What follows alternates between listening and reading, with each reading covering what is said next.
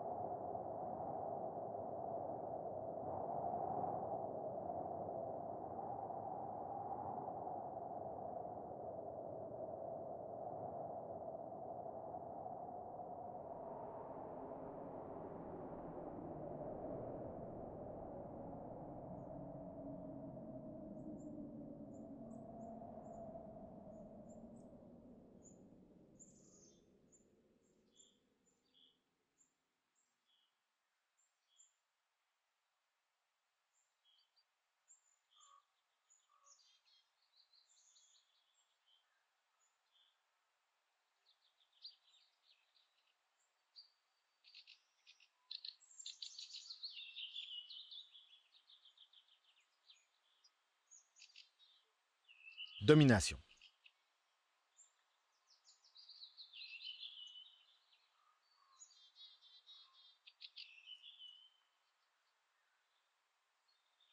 Vouloir accumuler, s'accaparer et s'approprier toujours plus de richesses, désirer toujours plus de jouissance en maximisant son plaisir, voilà quelques habitudes propres à la société de consommation.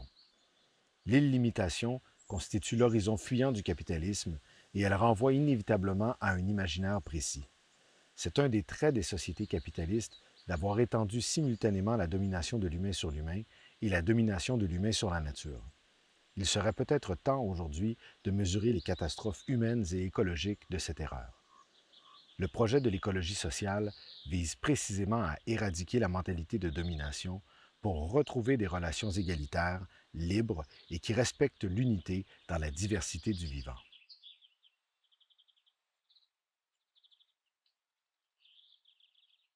Richesse.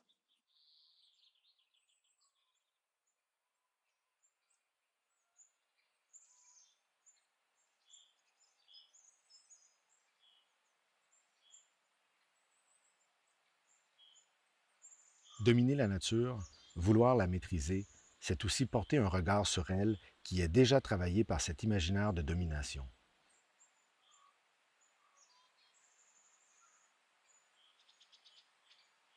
De même que l'esclave est celui qu'on ne perçoit plus comme humain, mais comme marchandise, dominer la nature, c'est la voir comme notre marchandise et non pour ce qu'elle est.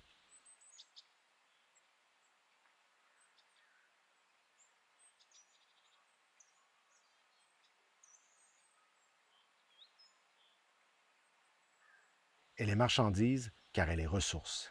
Elle n'a plus de valeur par elle-même, mais uniquement en tant qu'elle crée de la richesse.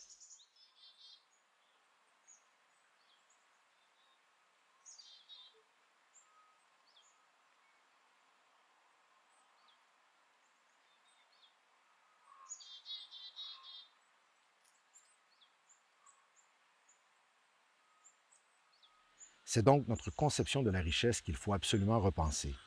La nature est riche car remplie de formes de vie et d'organismes diversifiés. La nature est abondante pourvu qu'on la laisse s'exprimer. Elle est riche de potentialités et de développement. Pourtant, cette richesse ne se calcule pas. Elle ne constitue pas un objet computationnel. Parce qu'elle est au-delà de tout calcul, elle n'appelle qu'au soin. Prendre soin, avoir souci d'une nature dont la richesse assure notre vie et dans laquelle pourtant nos vies assoiffées de richesse détruisent tout au nom d'une valeur strictement marchande.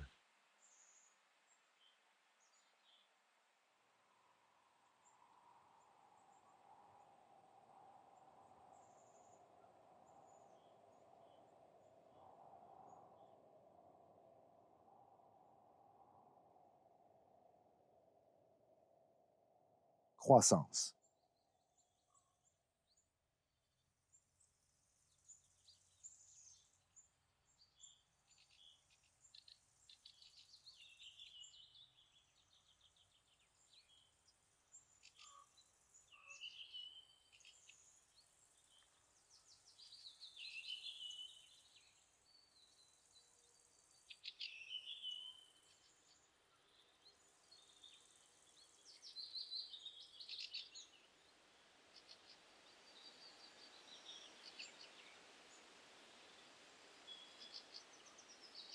La richesse monétaire se calcule, s'additionne, se multiplie.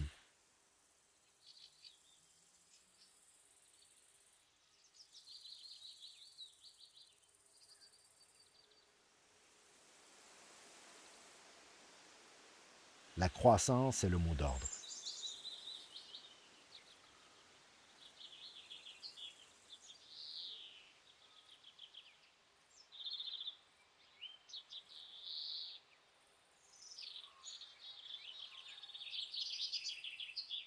Pourtant, tout dans la nature nous rappelle que ce qui croît doit aussi périr. Telle est la logique de la vie et c'est dans ce cycle que s'installe une stabilité qui la rend possible.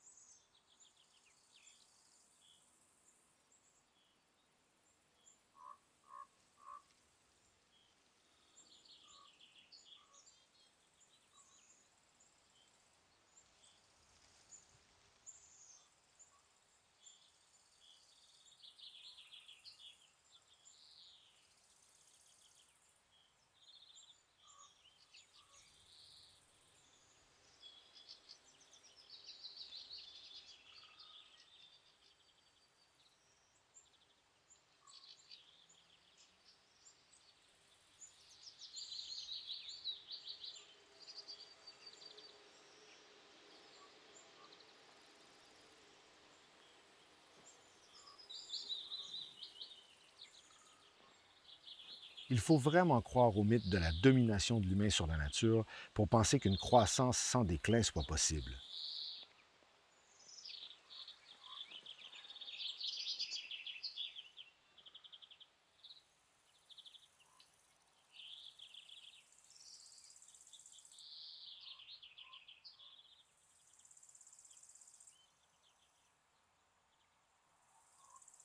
Justement, comment sortir de l'imaginaire de la croissance?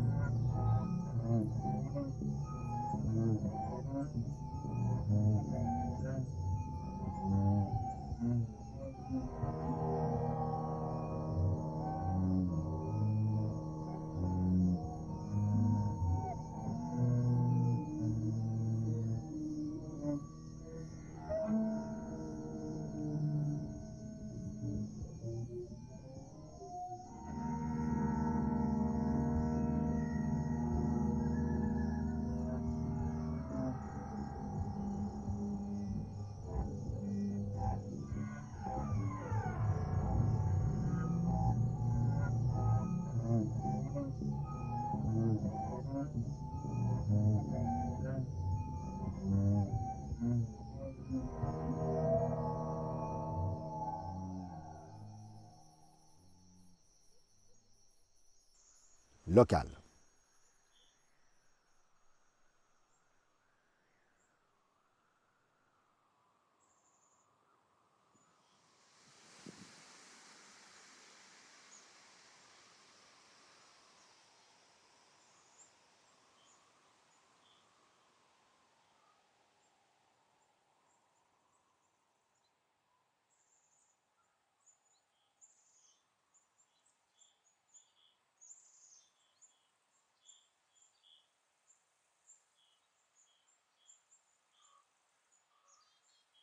Je regarde autour de moi, je ne vois plus un temps linéaire, mais un cycle à l'intérieur duquel je ne suis que de passage. Je passe, je vis, je travaille, puis je meurs. Mais avant de mourir, je vis, je respire, j'aspire à ce que les humains appellent le bonheur. Je cherche la vie bonne, mais comment la trouver? Drogué par le travail, par la richesse, par la consommation, comment retrouver la mesure d'une vie authentique? Ce sol sur lequel je marche, il me porte, il me nourrit. L'échelle d'un monde globalisé a transformé ce rapport au sol. Je mange des bananes du Costa Rica, je presse des citrons d'Afrique du Sud, je m'habille avec des vêtements du Bangladesh. Comment de telles aberrations logiques ont-elles été rendues possibles?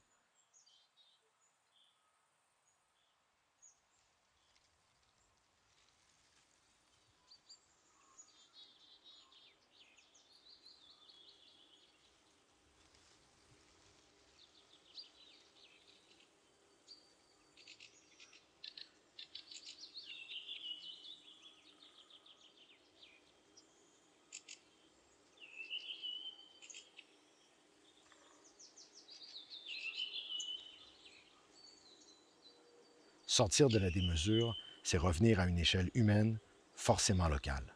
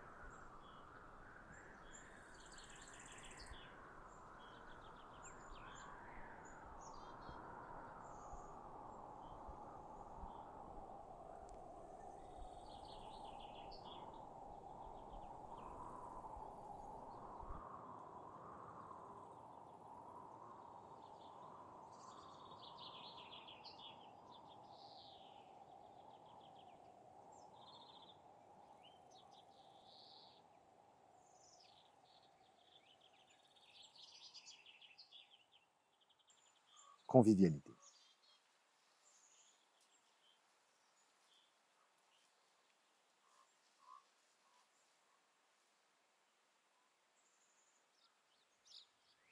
Écologie sociale, décroissance, retrouver un sens de la mesure et une hygiène mentale, intellectuelle et spirituelle, voilà un programme qui repose sur une décolonisation de l'imaginaire capitaliste. Aux louangeurs de la prospérité et de la croissance, on peut opposer d'autres formes d'existence, d'autres modes de vie basés sur la coopération et l'interdépendance.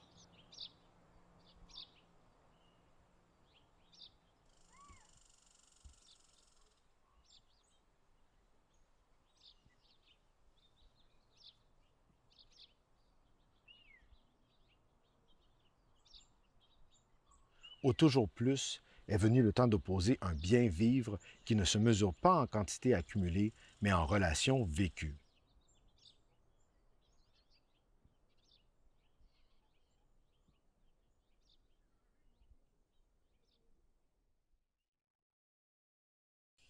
Conclusion,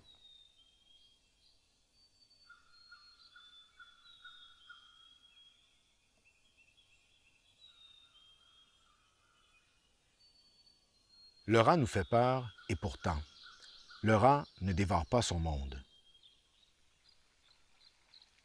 Ne nous tend-il pas plutôt un miroir? L'humain consomme son monde, il le consume entièrement. Quelle peut bien être la morale de l'histoire?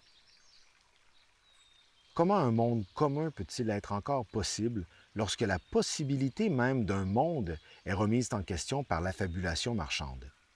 Est-il encore possible aujourd'hui d'imaginer une communauté inclusive et qui s'inclut elle-même dans un monde qui la dépasse, un monde égalitaire, sans hiérarchie?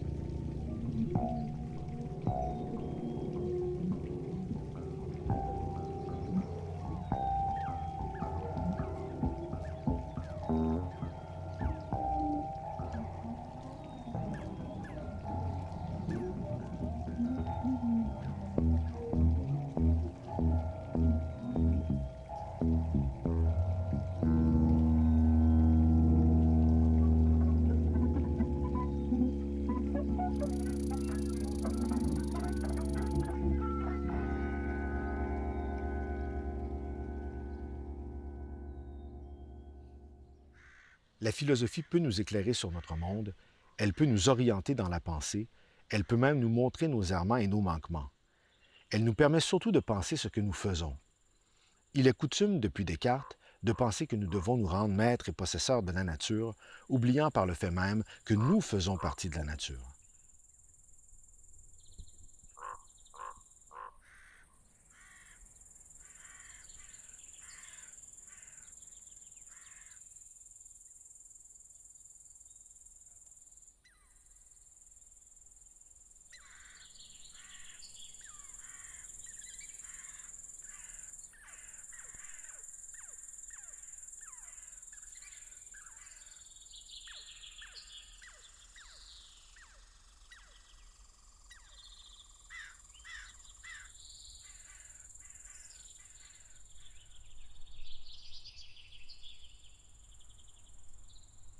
Cultiver son jardin, c'est peut-être d'abord cultiver sa place dans le monde en accord avec celui-ci.